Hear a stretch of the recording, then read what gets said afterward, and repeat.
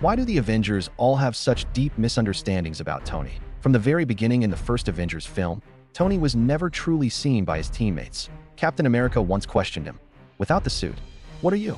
This sentence was like a knife, stabbing directly into Tony's most fragile pride in the captain's eyes. Tony was a rich kid who relied on technology to arm himself, someone who didn't understand sacrifice or responsibility. Yet when a real crisis arrived, it was the captain who anxiously called Tony over the comms, begging him for support. It was this supposedly selfish man who carried a nuclear missile into a wormhole, facing death with the body of a mere human. In that battle, he saved the world.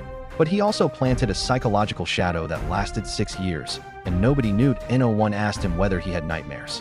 No one cared whether he was afraid. They simply kept fighting, kept relying on him, without ever trying to understand him. In Avengers 2, Tony tried to use the Iron Legion to prevent future disasters, yet his teammates accused him of causing war. Even Dr. Banner stood on his side with hesitation, while the captain insisted on his idealistic belief in unity and principles. When Ultron truly went out of control and the situation worsened, Thor returned to the base furious and grabbed Tony by the neck. In that moment, Tony did not fight back, nor did he argue. He simply endured the anger and accusations from his companions in silence. This scene is heartbreaking, not because Tony was innocent, but because he had long been used to being misunderstood. But when the city was lifted into the sky by Ultron, the one who truly turned the tide was still Tony. He went deep beneath the city and, together with Thor, prevented a catastrophic disaster. Yet even this didn't seem enough to earn a simple "thank you" or "I understand you." In Civil War, Tony chose to sign the Sokovia Accords. He didn't do it to control anyone. He did it to give the team legal status and give the world an explanation. But once again, he became the target of blame. The most painful blow came from Steve.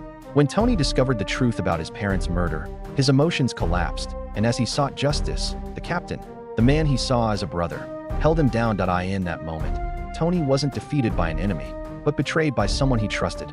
His pain wasn't just about his parents' deaths. It was because he was once again misunderstood, isolated, and abandoned. In Infinity War, facing Thanos, Tony still charged forward at the front. His armor shattered, the nanotech was depleted, his body was covered in injuries, yet he never backed down. Tony proved through action that he wasn't the chosen one, but he was always the one willing to take responsibility. By Endgame, Tony finally stopped staying silent.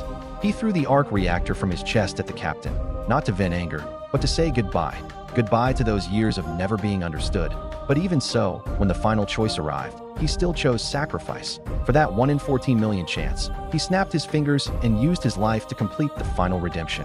Only in that moment did the world finally understand. Tony Stark was never the perfect warrior from a hero template. He had fear, trauma, selfishness, and pride. But he always protected the world in his own way.